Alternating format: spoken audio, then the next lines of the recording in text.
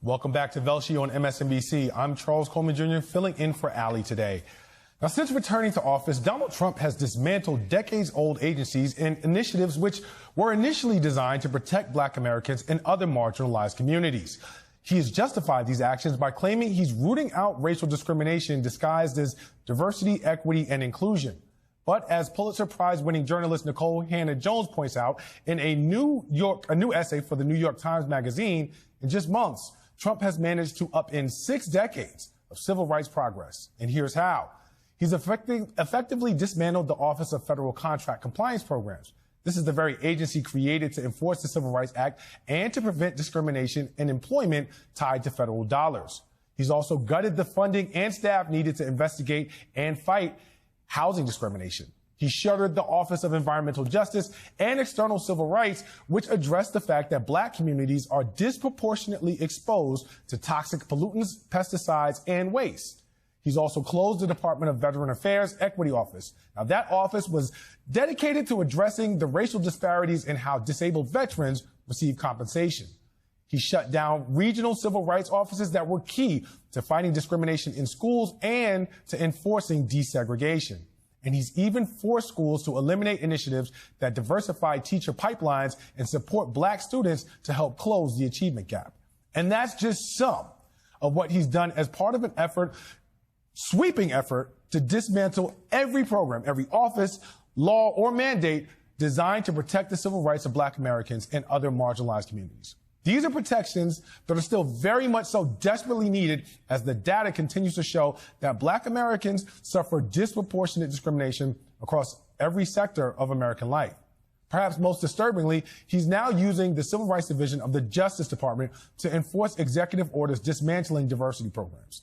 Nikole Hannah-Jones put it plainly, quote, by deploying the Civil Rights Act against the very people it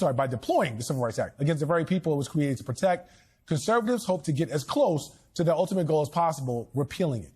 Joining me now is Nikole Hannah-Jones. She's a Pulitzer-Prize winning reporter, the New York Times Magazine creator of the 1619 Project, and the founder of the Center for Journalism and Democracy at the Howard University, which is probably the most important thing on her resume.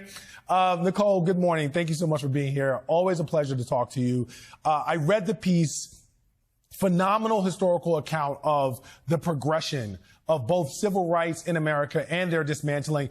One of the central themes that I think is really important that you talk about, I'd love to expand on, is the notion that regardless of what's codified, if you don't have these agencies and institutions that are intended to enforce the laws that are on the books, it leaves our rights as Black people subject to erasure. Yes, absolutely. Thanks so much for having me on to discuss this piece. And that is really a key theme of the essay. We understand that laws need enforcement when it comes to almost everything except civil rights. We understand that just because you outlaw murder doesn't mean you don't need a police department. It doesn't mean that you don't need an entire system of justice to enforce the laws and make sure that people follow them. Yet when it comes to civil rights, we kind of believe that they're self-enforcing, that just the very existence of those laws are enough to make people end discrimination and for us all to have equality. Of course, that's never been true. So what Trump is doing in his administration is basically, he doesn't have the ability to overturn the 1964 Civil Rights Act or the Voting Rights Act or the Fair Housing Act, but he can gut the entire enforcement mechanism and send the message that if you discriminate, there's no one in federal government that is actually going to enforce the law. So what I tried to show in this piece is we have been here before in America. You know, the entire civil rights movement was fought to really vindicate rights that Black people had already won following the end of slavery. The civil rights acts that were passed in the 1860s, the 14th Amendment, the 15th Amendment. These were laws that had already been passed, and yet they existed on paper. And when you had a federal government and state governments that wouldn't enforce them, it's as if those laws did not exist, and Black people were certainly not protected by them. And so this is the fear, is that we're entering another era like that.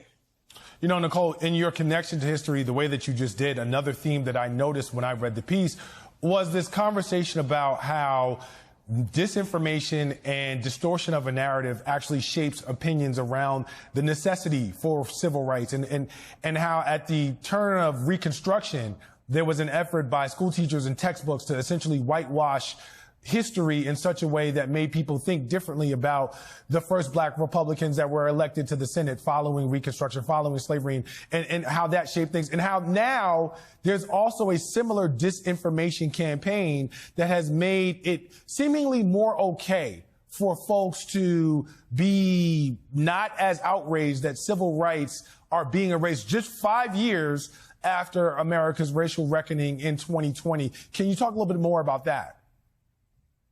Absolutely. So we know that these efforts to rewrite history, these disinformation campaigns, they go hand in hand. They erase the history first, and that allows them then to erase your rights. And so I talk about this organization called the United Daughters of the Confederacy that rises up after the end of the Civil War. I liken them to, the post-Reconstruction era version of the Moms for Liberty that we see today, which is this group of white women who decide that they want to rewrite the narrative around the white South and why we ever had a civil war in the first place. And so they begin to take control and try to urge the changing of curriculum. They're writing textbooks, and they are basically legitimizing Jim Crow because they are writing a story, a narrative of the South that Black people were incapable of self-governance, that Black people were getting jobs and getting positions that they didn't deserve, that may sound familiar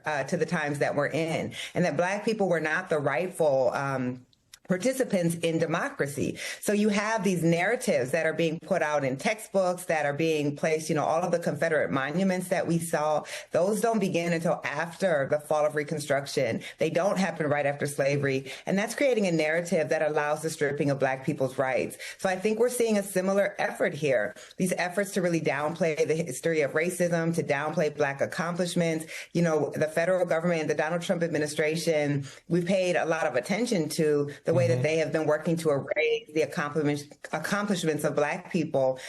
We haven't paid as much attention to the way that they're actually eradicating the enforcement mechanisms for our civil rights. I think that is just as critical. And the last point I want to quickly make, we keep labeling this DEI. That's because the Trump administration is saying that what he's doing is challenging DEI. Well, first of all, no court has ever said DEI is illegal or discriminatory, but also they're not actually tackling DEI alone. They're actually dismantling the ability to integrate our organizations to try to bring about equality and the enforcement of civil rights.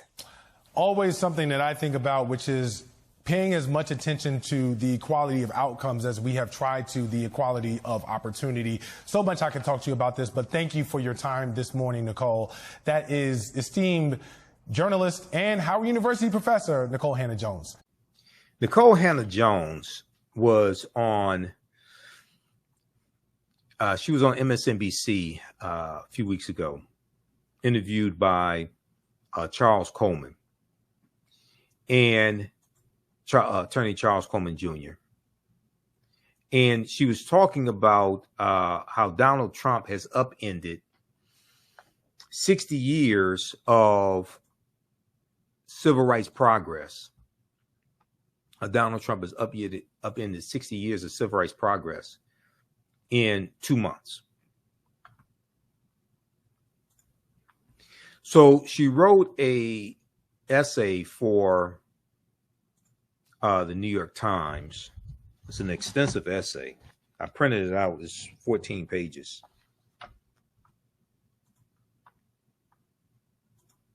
And I'm going to go to that. How Trump upended 60 years of civil rights in 2 months. And this deals with the consequences of elections. This deals with a lot of what I was talking about before the November 5th, 2024 election, warning people about Project 2025. Warning people about Agenda 47, which is the Agenda 47 was Donald Trump's agenda, which mirrors Project 2025. Project 2025 basically tells you how to implement Agenda 47. How Trump upended 60 years of civil rights in 2 months.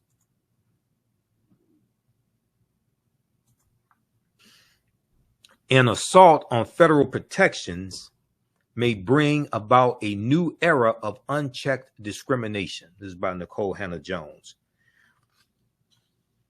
She talks about how last year a little-known office in the U.S. Department of Labor helped Black workers at a Texas medical center recover $900,000 in back wages. Recover $900,000 in back wages. And Black workers at a Caterpillar plant in Illinois recover $800,000 each time over allegations that applicants lost out on jobs because of their race. It was called the Office of Federal Contract Compliance Programs. This division investigates and fights employment discrimination for 1/5 of the U.S. labor force. It was created in 1965 when President Lyndon Johnson signed an executive order strengthening the provision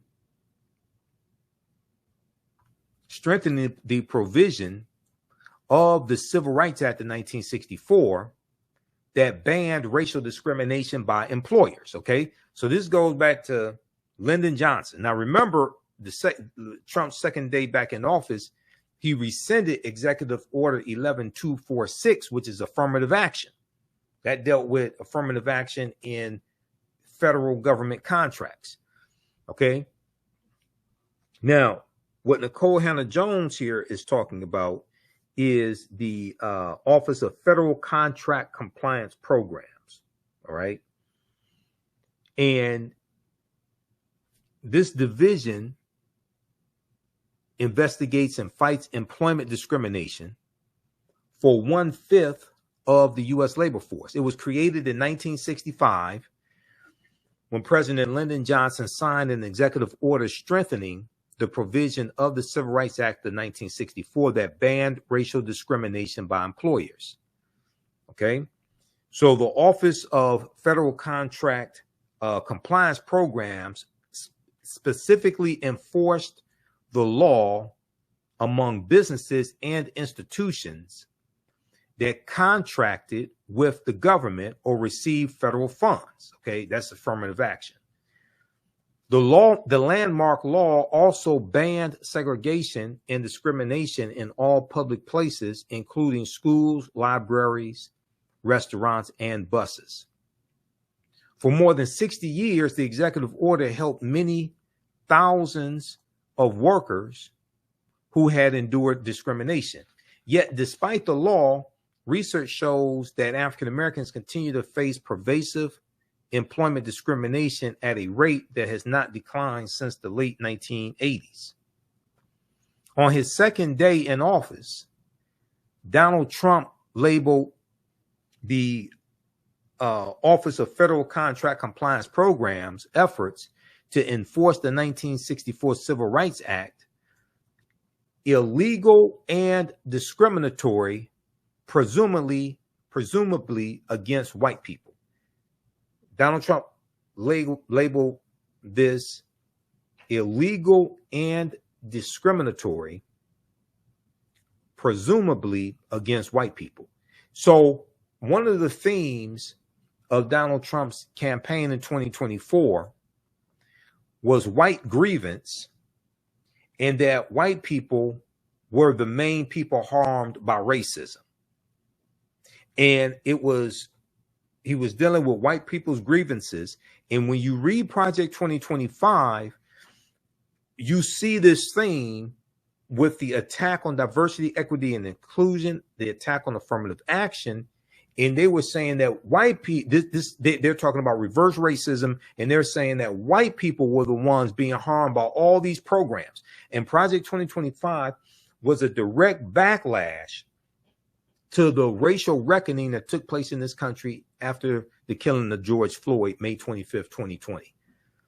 And since Trump has been in office this 6 months, you've seen a total reversal of all these programs and initiatives from the past 4 years, but he's wiped out a lot of the progress that we've made over the past 60 years, if you've been paying attention to what's going on. Now, if you haven't been paying attention and you've been watching reality TV shows and just been stuck underneath a rock, then you're not going to understand any of this. Okay, I want to go to this clip here. So read the rest of this article because it is deep. Okay. Let me share a little bit more with you, and then I'm going to go to this clip of her, Nikole Hannah-Jones on MSNBC, breaking this down. Donald Trump signed his own executive order revoking President Johnson's executive order on behalf of, as he put it, quote, hardworking Americans who deserve a shot at the American dream, end quote. Now, this is the day after, remember when Donald Trump was inaugurated, he said that they were going to fulfill Dr. King's dream, have a colorblind society. He had this brain damaged Negro preacher from Detroit to recite Dr. King's I Have a Dream speech, and none of those people actually understand the speech, because the speech was about dismantling white supremacy and racism. Because in the speech, Dr. King talks about fighting against police brutality. He talks about 100 years prior, in 1863, with the Emancipation Proclamation, African Americans being given a promissory note. And when we took that promissory note to the bank to deposit it, is marked insufficient funds. He talks about voter suppression, housing segregation, all these things. He's talking about dismantling white supremacy and racism. The beloved community, when Mahalia Jackson screams out, tell them about the dream, Martin, and he shifts and starts talking about the dream, that's about the beloved community. That's what happens after you have dismantled white supremacy and racism. So a lot of people want to talk about the dream, but they don't want to talk about Dr. King calling out white supremacy and racism and calling for the dismantling of it. See, a lot of people want to pimp Dr. King and think if we just talk about everybody getting along and everybody loving each other and black and white children holding hands, somehow you have achieved the beloved community. No, you haven't dismantled white supremacy and racism yet. And with this Trump administration in place, they don't even want to admit that racism exists, because they said we're going to have a colorblind society. So all the programs that were designed to level the playing field and repair some of the damage of historic racism, they're wiping all that out and say, we want a colorblind society. Everything's equal. We're going to wipe all this stuff out. This is what they've been doing the past 6 months.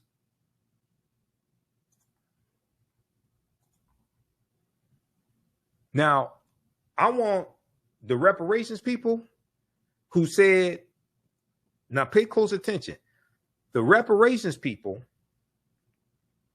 who said, we're not going to vote unless we get reparations. We ain't going to vote for Biden. We ain't going to vote for Biden. We ain't going to vote for Kamala unless we get reparations. Now, what are you getting from Trump? Because Trump said he's going to unleash the police on your ass. And Trump said he campaigned on giving police 100% immunity from criminal prosecution. Now, how you going to get reparations from Trump? How you going to get reparations from a Congress controlled by Republicans? They don't even want to acknowledge that the harm exists, let alone do something about it. If they're going to take away Medicaid from 11.8 million people, if they're going to take away Medicaid from poor white people in rural Georgia, Mississippi, Louisiana that voted for them, now explain to me how you get reparations from them.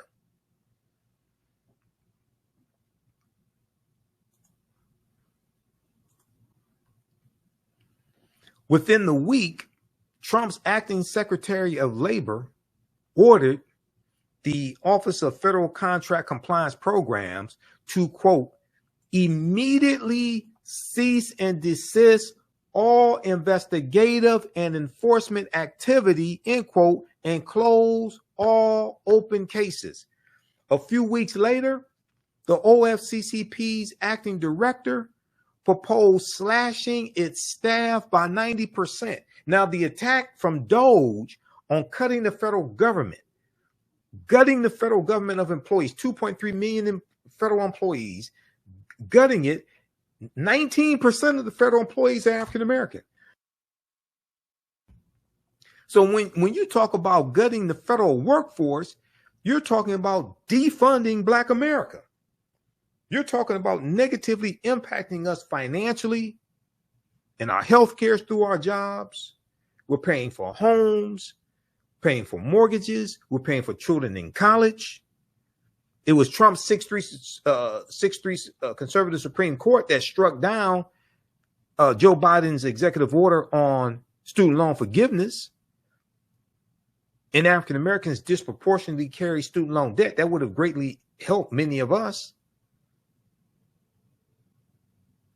In fewer than 2 months, 6 decades of civil rights enforcement was essentially dead. In fewer than 2 months, 6 decades of civil rights enforcement was essentially dead. Trump has justified these actions by claiming he is rooting out racial discrimination disguised as, quote, wait for it, diversity, equity, and inclusion. What they are doing, this is laid out in Project 2025. What they are doing is using what they call diversity, equity, inclusion in any programs that were remotely beneficial for African Americans. They're saying that we're rooting out discrimination and racism by wiping out these programs that were helping African Americans. And they're calling that DEI, and DEI is wrong. And we want a merit-based society. We want a meritocracy. So we're going to fulfill Dr. King's dreams. We're going to wipe out all these goddamn programs that were remotely helping Black people. And most of Black MAGA is silent while all this is being done.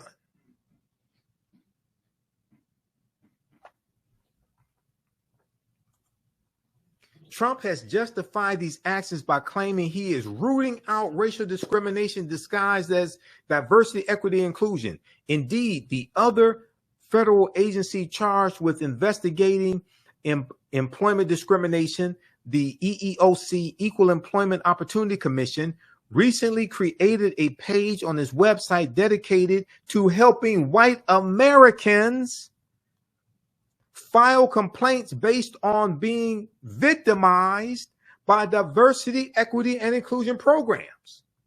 Now, all this was laid out in Project 2025. Now, I was talking about Project 2020. I've been talking about Project 2025 since 2023 because it came out April 2023 from the Heritage Foundation. They put out a 922-page playbook telling you what they were going to do. And people, many of our people still just walking around clueless, dumbfounded. Like, you notice everybody has a smartphone and many of them are dumber than ever. Everybody has a smartphone. There's a Google machine on your smartphone. You know, the smartphone is probably the most powerful invention in the last 40 years. Yeah, the laptop computer going from mainframes to desktops to laptops, but you have all this access to knowledge in the palm of your hand. Not only that, did you know that for instance, with Google Chrome and with Microsoft Edge, did you know they have a feature in the browser where they will read the article to you? Now, New York Times and Washington Post, they have that feature if you subscribe to them, because I have digital subscriptions to all of them. I have digital subscriptions to New York Times, Washington Post, right? So sometimes when I'm at work, I'm listening to articles because they have the feature, you press the button and it reads the article to you. But if you look here, okay, so this is, all right, so I just pulled up an article right here, okay. Montgomery Civil Rights Era newspaper honored with historical marker. This is from WSFA Channel 12. Okay, so up here, like Google Chrome, you got the 3 vertical dots up here, upper right-hand corner. You click on that, okay, and then this menu drops down, right? And then you look at that option right there. Listen to the page. Listen to this page. You click on listen to this page, and published by WSFA. Montgomery, Allah. WSFA, a Montgomery-based civil rights era newspaper, has received a historical marker honoring its coverage of historical events. It will read the article to you. Ellen Lake wrote for Harvard And then University's newspaper while pursuing her education. You can put it in hibernation When mode. Lake noticed that there was It'll read the article to you. and a lack of coverage of civil rights issues in mainstream This is media. Google Chrome. So we got all of this access to knowledge, and people just walking around dumbfounded. I don't understand. I'm sorry. I don't understand it. Not only that, they're paying a cell phone bill each month and just walking around just a head full of mush. This seems like a fragment. It makes no sense to me. I don't understand things like that. You know, I admit I consume more news. I do more reading on a daily basis than the average person. I monitor about 35 different news sources on a daily basis. I do understand it, but damn, it's like, come on. All right, so but to see what Trump is doing as simply eliminating so-called DEI is to misunderstand the scale and the consequences. What's at stake is not only corporate diversity trainings, equity offices, and the use of pronouns and email signatures. Many diversity, equity, and inclusion programs were put in place to help ensure compliance with civil rights laws and to foster integration in a society that for most of its history explicitly discriminated against Black Americans, African Americans. No court has deemed these programs illegal. See, this is what is so insidious. And Donald Trump is a dictator. He's a thug, rotten to the core, no morals. Okay. Dictator, hung out with a pedophile, Jeffrey Epstein. I don't know how many pedophiles he hung out with, but he hung out with at least one. Jeffrey Epstein, well, Ghislaine Maxwell too. So that makes 2. Okay. No court has ruled that diversity, equity, and inclusion is illegal. Donald Trump claims that it is. So his executive orders, and he did 145 executive orders in the first 100 days. Not all of them dealt with DEI, but what they're doing is they're saying DEI is illegal.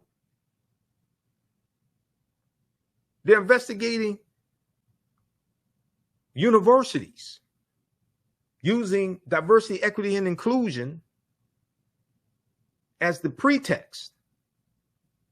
And they're saying DEI is illegal. No court has ruled that DEI is illegal.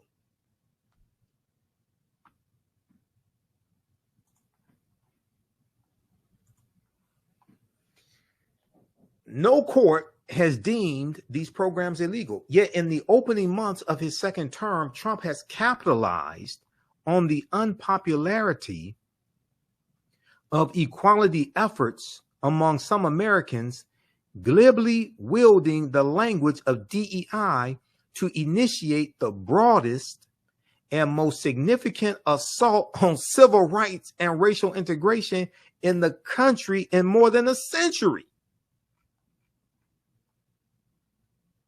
Is President Johnson with Dr. King, Whitney Young, and James Farmer in January 1964. Since returning to power, Donald Trump has used his singular authority as the head of the federal government to recast the white majority as the primary victims of systemic racial discrimination. This is what I'm talking about. This is what he's been doing. This is what he campaigned on. White grievance. This is what he campaigned on. Now, where are all the black people who said they were voting for Trump because they thought they were going to get stimulus checks?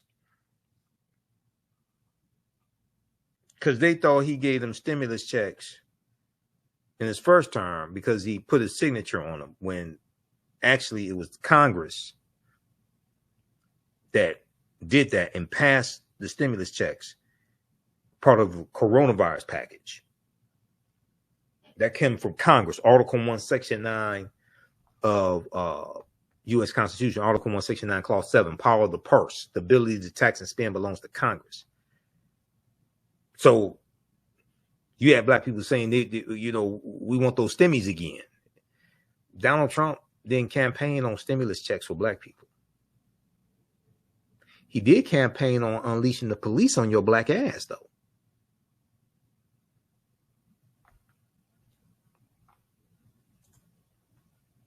Everybody has a smartphone and we're dumber than ever. Since returning to power, Trump has used his singular authority as the head of the federal government to recast the white majority as the primary victims of systemic racial discrimination, though no evidence, not even self-reporting among white people, shows this to be true. Okay, read the rest of this here, because this is, like I said, this is a long essay, man. This is deep, okay? This is deep what's taking place. And this is what we were warning people about. So we have to continue to fight this, continue to educate ourselves. We have to leverage our economics to enforce our political agenda as well. We're going to have to engage in continue with economic boycotts against corporations, but also, as I've said on Roland Martin Unfiltered, go after some of the corporations that help to finance Republicans and put them in office as well. Go after the top 3 or 4 corporations and have nationwide economic boycotts against them. And also, we have to look at where our pension fund dollars are invested, because oftentimes we finance our own dehumanization through where our pension fund dollars are invested and our 401k dollars, because you can redirect where those dollars are invested as well. It's been done before. To give you one quick example, then we have to move on. Back in June, I think it was 2017, in New York City, the